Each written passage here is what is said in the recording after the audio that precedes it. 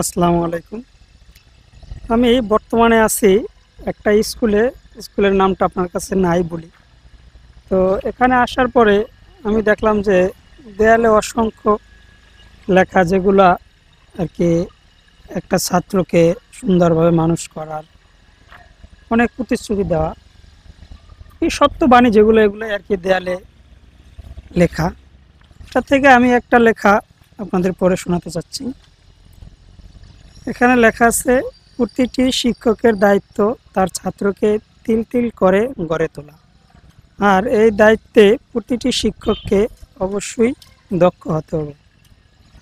যাই হোক, কথাটা সুন্দর, কিন্তু বর্তমান যুগে শিক্ষককে আমরা ওরকম একটা মূল্যায়ন দিই না। কারণ যেদিন থেকেই শিক্ষকের হাত থেকে ব্যাট, লাঠি বলুন, যাই বলুন, যেটাকে দেখিয়ে শিক্ষার্থীকে ভয় দেখিয়ে আর কি শিক্ষা দেওয়া হয়, দেখা যায় অনেক দুষ্টু ছেলেপেলে যারা পড়াশোনা করতে চায় না বা অমনোযোগী, তাদেরকেই কিন্তু এই ব্যাটটা দেওয়া হতো। আমি দেখেছি যে আমার শৈশবে যখন আমি স্কুলে পড়াশোনা করতাম, তখন স্কুলে যেতাম, পড়া না পারলে স্যাররা মারতো, বিভিন্ন শাসন করতো, বিভিন্ন ভয় ভীতি দেখাতো। তো আমরা করতাম কি, আজকে পড়া দিলে কালকে সেটা তৈরি করে নিয়ে তারপরে স্কুলে যেতাম, বা শিক্ষককে ভয় পেতাম, শিক্ষককে সম্মান করতাম, মানতাম। কিন্তু বর্তমানে আর এটা নাই। কারণ হলো, শিক্ষকের কাছ থেকে ব্যাট ছিনিয়ে নেওয়া হয়েছে বলতে গেলে। তারা এখন আর আগের মতো শাসন করতে জানে না। তারা আগের মতো শিক্ষা যে দিবে ওই অনুপ্রেরণাটা পাচ্ছে না। সেটা হয়তোবা বিভিন্ন নিয়মে আমরা বলতে পারি, হয়তোবা শিক্ষক যদি ছাত্রকে শাসন করতে চায়, সেখান থেকে এক একজনের এক একটা বাণী। আমি সাধারণভাবে বুঝতে পারি যে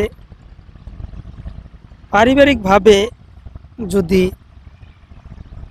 শিক্ষকের প্রতি সম্মান না থাকে, সম্মান বলতে আমি এটাই বোঝাতে চাচ্ছি যে আমাদের ওখানে আর কি, আমার এলাকাতে, নিজ গ্রামে, সেখানে এমন একটা ঘটনা ঘটছে যে একটা ছাত্র পরীক্ষার হলে নকল করছে, এই জন্য স্যার তার পেপার নিয়ে গেছে, পরীক্ষা দিতে দেয়নি। তো ওই ছাত্র করলো কি, সে বাড়িতে গিয়া তার বাবারে বলছে। তার বাবার তখন রাজনীতিক খুবই পাওয়ার ছিল, ঠিক আছে, সবাই তাকে চিনে। তো ওই ছাত্রের বাবা করলো কি, সে বাড়ি থেকে আসছে স্যারকে মারতে, সে কেন তার ছেলের পরীক্ষার পেপার নিয়ে গেল, ঠিক আছে। তো সে আসার পরে ছাত্র ছাত্রের বাবা আর কি টিচারকে জিজ্ঞেস করলো যে কেন আপনি আমার ছেলের কাছ থেকে পেপার নিয়ে গেলেন। তো শিক্ষক তখন বলল, আপনার ছেলে তো এরকম পেপারে নকল করতেছে, নকল করে লিখতেছে পেপারে, এই জন্য আমি পেপার নিয়ে গেছি। তো তখন ওই শিক্ষক এমন একটা বিবৃতির ভিতরে পড়ছে যে সে মনে হয় শিক্ষক হওয়াটাই তার জীবনে বৃথা। কারণ সে তো চাচ্ছে একটা ছাত্রকে সুশিক্ষিত করে, সুন্দরভাবে পড়াশোনা করিয়ে, ভালোভাবে পরীক্ষা দিয়ে, তার ভালো একটা মার্কস অর্জন করিয়ে তাকে প্রতিষ্ঠিত করার জন্য। কিন্তু সেটা কি হলো, ওই ছাত্রের বাবা এসে তাকে এরকম একটা হুমকি দামকি দিল, বিভিন্ন আজে বাজে কথা বলল, অকথ্য ভাষায় গালাগালি করলো, ঠিক আছে। এই প্রভাবের ফলেই আমরা দেখতে পাচ্ছি এখন অধিকাংশ ছেলেপিলেই লেখাপড়ার দিকে অমনোযোগী। হয়তো বা বলতে পারেন সেটা শিক্ষাক্রম ক্ষেত্রে, কারণ প্রতিটা বিদ্যালয়ে এখন ওই রকমভাবে আর শিক্ষক নেওয়া হয় না বা নিয়োগ দেওয়া হয় না, যে কারণেই হয়তো শিক্ষা ওইরকম একটা লোপ পাচ্ছে না, শিক্ষার বিলুপ্তি হয়ে যাচ্ছে। আমি যেটা বলতে চাই, আমাদের টিচাররা এখন আর ওইরকম শিক্ষা দান করতে পারতেছে না, কারণ তারা সেরকম শিখছে না। তো শিক্ষকরা যদি শিখে থাকে তাহলে ওই জায়গা থেকে শিক্ষার্থীকে তারা শিক্ষাদান করে, কিন্তু শিক্ষকরাই ওইরকমটা শিক্ষা নিতে পারতেছে না। ঠিক আছে। আর আমি মনে করি যখন থেকেই শিক্ষকদের কাছ থেকে এই ব্যাধটা ছিনিয়ে নেওয়া হয়েছে, তখন থেকেই ছাত্ররা স্যারদের ওরকম একটা ভয় পাচ্ছে না, শিক্ষকদের সম্মান দিচ্ছে না।